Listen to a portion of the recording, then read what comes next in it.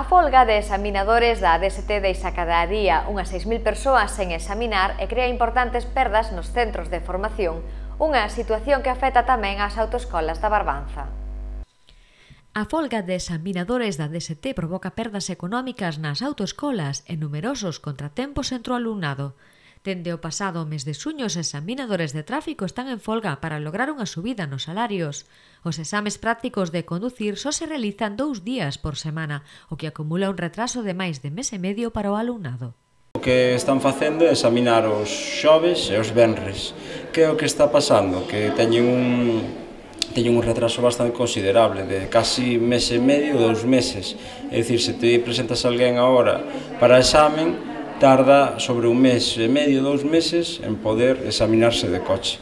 É un retraso considerable que está afectándonos aos alumnos, aos clientes nosos e aos alumnos das autoescolas en xeral dunha forma moi negativa e aparte tamén a nosa autoescola.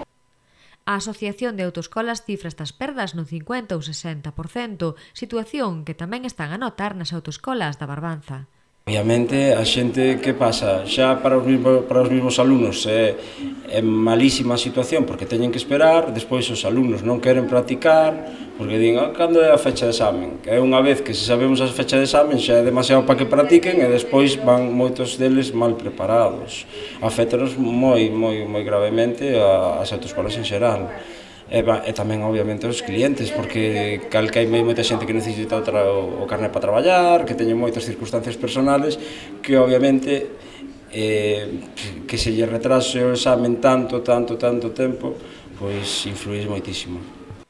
Pero tamén o alumnado sae moi prexudicado, xa que teñen que agardar moito tempo para ser examinados da parte práctica e logo coñecen con pouca antelación o día en que poden facer o exame. Non, pero, bueno, según a Asociación de Autoescolas, din que sobre un 50-60% é o que nos está afectando en norma xeral as autoescolas. Vale, iso de que di a Asociación de Autoescolas. A Asociación de Autoescolas está facendo todo o posible, claro, para camañarse, pero, claro, nós temos tamén que mirar un pouquiño por nós. Os examinadores queren unha cousa, o Ministerio di que non hai subida salarial, os examinadores non dan o brazo a torcer e estamos así seguido. A situación é complicada e parece que se vai prolongar, dado que o Ministerio non está pola labor de subir o salario a este colectivo.